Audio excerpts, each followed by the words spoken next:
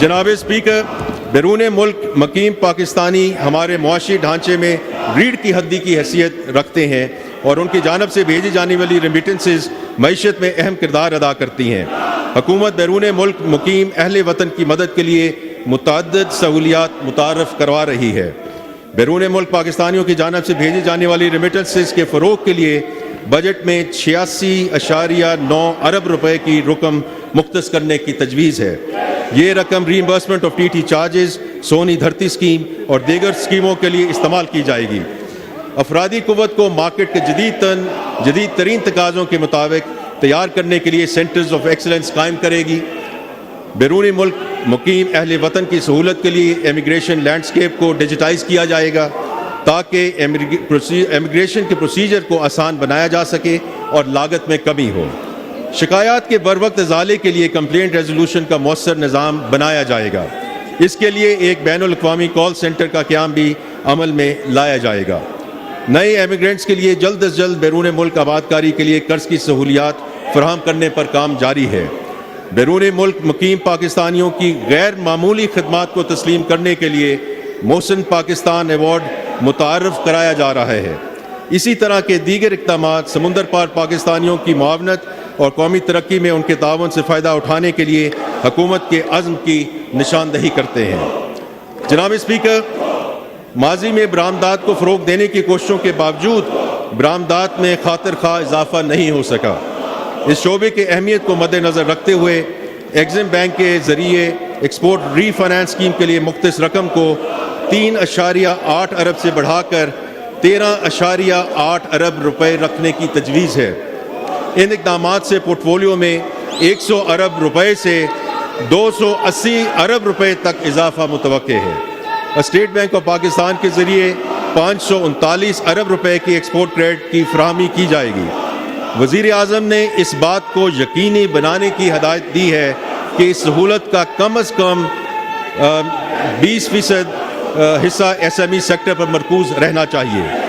حکومت کی S M E strategy کے تحت ایس ایم ایز کے کریڈٹ کو 540 ارب سے بڑھا کر 1100 ارب روپیہ کیا جائے گا، جس میں سے 100 ارب روپے کا اضافہ اگلے مالی سال کے دوران ہی کر دیا جائے گا۔ مستقبل میں یہ قدم پاکستان کے برآمدی شعبے کو ایک اہم لائف لائن فراہم کرے گا۔ مزید برآں حکومت طویل عرصے سے زیر التفاع D L T L claims کی مرحلہ وار ادائیگی کرے گی۔ ایکسپورٹر کی مدد کے لیے رسک شیئرنگ اسکیم بھی وضع کی جا رہی ہے۔ جناب اسپیکر، بیرونی سرمایہ کاری ہماری ادائیگیوں کے توازن اور پاکستان کی ساکھ میں اضافے کے لیے اہم ہے۔ اس سلسلے میں برادر اور دوست ممالک کے ساتھ بات چیت اور کوششیں ایک ایڈوانس سٹیج پر ہیں۔ یہاں میں ایس آئی ایف سی کے کردار کو ضرور تسلیم کرنا چاہوں گا، جو کہ جی سی سی ممالک سے زراعت، لائف سٹاک، کانکنی اور سیاحت جیسے شعبوں میں سرمایہ کاری کو لانے کے عمل کی قیادت کر رہی ہے۔ میں اس سلسلے میں وزیر اعظم پاکستان کے چین کے دورے کا ذکر کرنا چاہتا ہوں۔ اس دورے کا مقصد سی پیک فیز 2 کو ریجیونیٹ کرنا تھا۔ سی پیک کے اس فیز میں چینی کمپنیوں کو اسپیشل اکنامک زون کے ذریعے پاکستان میں سرمایہ کاری کے مواقع فراہم کیے جائیں گے۔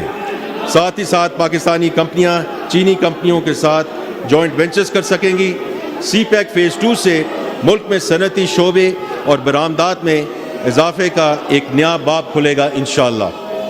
دورہ چین کے لیے وزیر اعظم کے وفد میں پاکستان کی 97 اہم کمپنیوں کے نمائندے شامل تھے۔ اس سلسلے میں چین کے شہر شنجن میں ایک کانفرنس کا انعقاد کیا گیا۔ توانائی، کلچر، آئی ٹی، فارماسیوٹیکلز، زراعت اور فوڈ سیکٹر سے متعلق 31 B2B MOUs سائن کیے گئے۔ ساتھ ہی کئی پاکستانی اور چینی کمپنیوں کے درمیان مزید MOUs پر گفت و شنید جاری ہے۔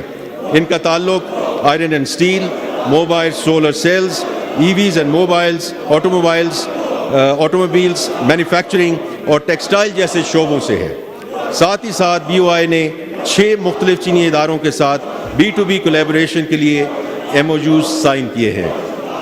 جناب اسپیکر، پاکستان کو موسمیاتی تبدیلی کے اثرات کا شدید خطرہ لاحق ہے اور کلائمیٹ میٹیگیشن کی کوششوں کو تقویت دینے کے لیے حکومت متعدد اقدامات پر کام کر رہی ہے، جن میں سے چند ایک کا ذکر کرنا ضروری ہے۔ क्लाइमेट मिटिगेशन एडेप्टेशन के इक़दामात पर अमल दरामद को यकीनी बनाने के लिए पाकिस्तान क्लाइमेट चेंज अथॉरिटी को फ़ाल बनाया जा रहा है। नेशनल क्लाइमेट फाइनेंस स्ट्रेटजी अक्टूबर 2024 तक तैयार कर ली जाएगी, जिसका मकसद ग्लोबल क्लाइमेट फाइनेंस को पाकिस्तान में लाना है, जिससे कार्बन एमिशन में कमी लाने के मंसूबों पर अमल किया जा सकेगा। National digital climate finance monitoring dashboard कायम किया जाएगा, जो कि क्लाइमेट फाइनेंस के हवाले से मिलने वाली बैरूनी इमदाद के बारे में डेटा मेंटेन करेगा। हुकूमत के बजटिंग एंड अकाउंटिंग सिस्टम में gender and climate budget tagging कर दी गई है, जिससे इन सेक्टर्स के हवाले से पॉलिसी साजी और अमल दरामद में मदद मिलेगी। हुकूमत ई बाइक्स के लिए 4 अरब रुपए और तवानाई की बचत करने वाले पंखों के लिए 2 अरब रुपए मुख्तस कर रही है।